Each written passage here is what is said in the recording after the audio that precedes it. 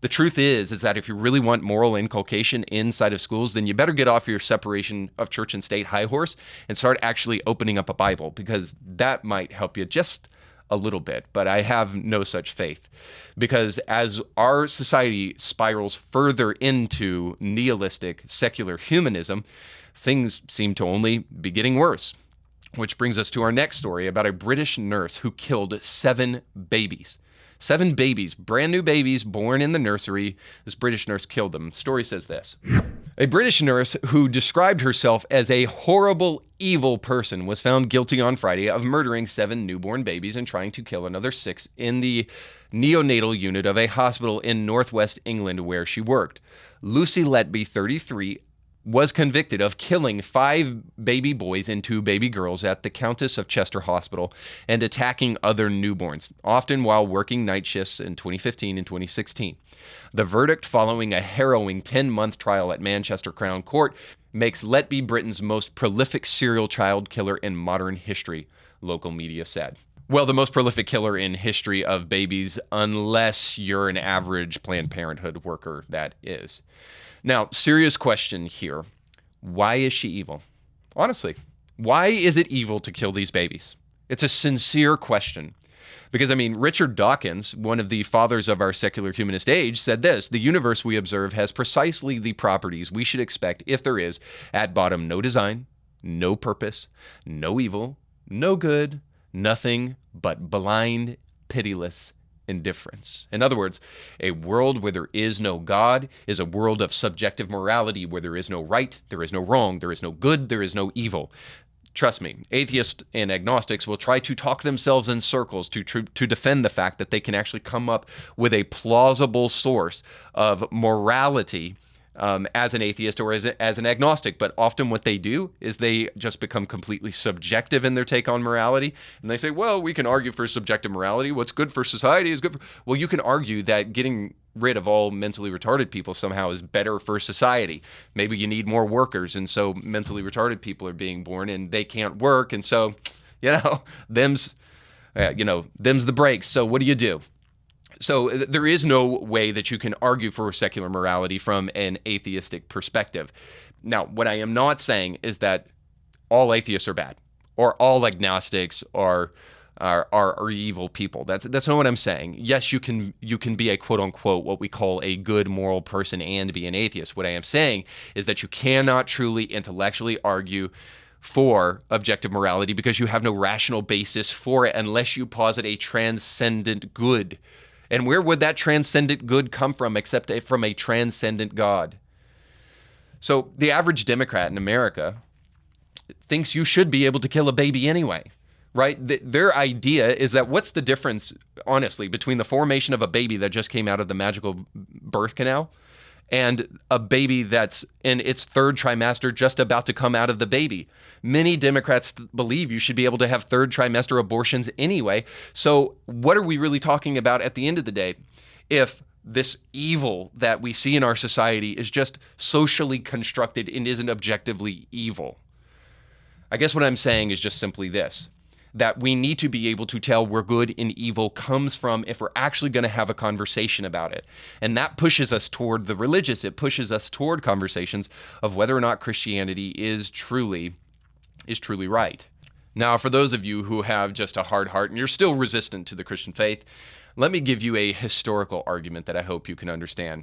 Prior to Christianity's intrusion on the Western world, we lived in a culture of rape, murder, and pillage. It was very common. And I'm not going to say that Christianity changed that all overnight or that there weren't self-professed Christians who didn't partake in that kind of evil. I'm just saying that it changed the world. Now, that mentality was a kind of you do you world before Christianity entered the scene, kind of like it is today. And honestly, if Darwinian evolution is really the only truth and there is no God, then why not say whatever, kill what you want to kill, do whatever you want to do you. This is an honest question.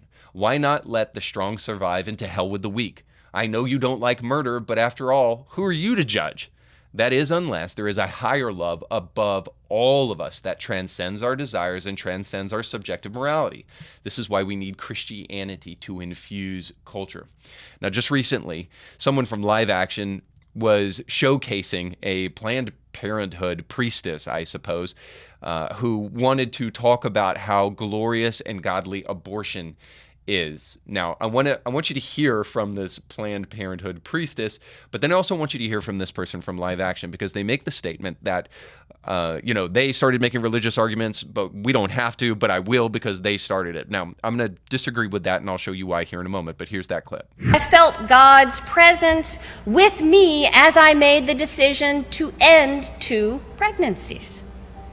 And I felt no guilt, no shame, no sin. Wow. A forced pregnancy or birth is not holy.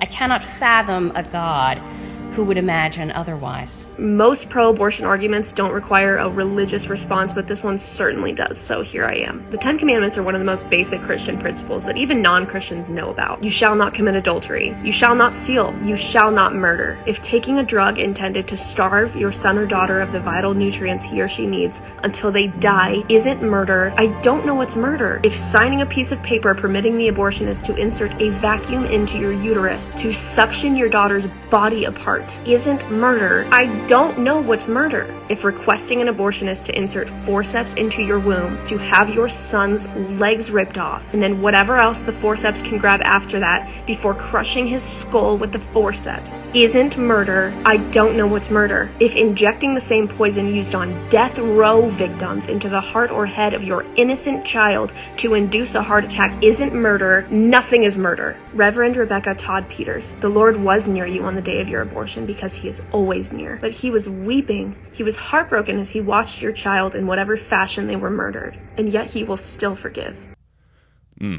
Well said. Very good. I appreciate what that young lady said, and probably couldn't have said it better myself. Now, as far as the Planned Parenthood priestess, before that, I love the word felt. I felt God in what I did. Well, thank God that your feelings aren't God. And then she says, I can't fathom, who would want to force a person to actually have a baby and reap the consequences of their sexual promiscuity. Well, thank God that not only are we not subject to whatever you feel, but we're also not subject to whatever you can fathom, because there is a transcendent religious argument that needs to be made against this very ridiculousness. And this is where I do want to take issue with what this young lady said. She said religious arguments aren't always necessary. In other words, that we don't have to make religious arguments. We can make scientific arguments. We can make arguments about the biological makeup of a child and yada, yada, yada. Now, of course we can. And of course we should. But I've heard many conservatives say this over and over again, that we don't necessarily need to make religious arguments because people may not believe the Bible that we believe. Well, here's what I would tell you, is maybe you don't need to make dogmatic arguments, but you better believe you need to make religious arguments that point to the existence of a God, that points us to the question, who is God? Because when we're talking about the sanctity of life or the intrinsic value of the human, and the morality that demands we honor that image bearer as an image bearer, well, you can't help but make religious arguments on religious grounds. And you better make that argument before you get your legs ripped off. Because the kind of secular morality that we see in society today says, if that baby is causing us some disturbance and some disruption in our life, well, then by all means, rip its legs off, rip its head off, do whatever you need to get rid of that nuisance. So if we're not going to see that argument extended, as it should be, to life outside of the womb, because, if you're going to kill it in the womb and it looks just like, in the case of that woman in England, looks just like it does in the nursery as it does in the woman's womb, then why not just do it to a full grown adult? Well, forgive me for paying attention to the fact that we need a moral basis in a society to create a sense of morality. And we're going to have to ask ourselves once and for all, where does that morality come from? So you just got done watching a small excerpt of a much larger episode. You can find the link to that full episode down below in the description of this video. So you definitely want to check that out, because if you like that clip, you'll like the much larger episode. And while you're at it, don't forget to like, share, and subscribe, and click that little bell to be notified when great new episodes of Indie Thinker come your way. Thanks for watching.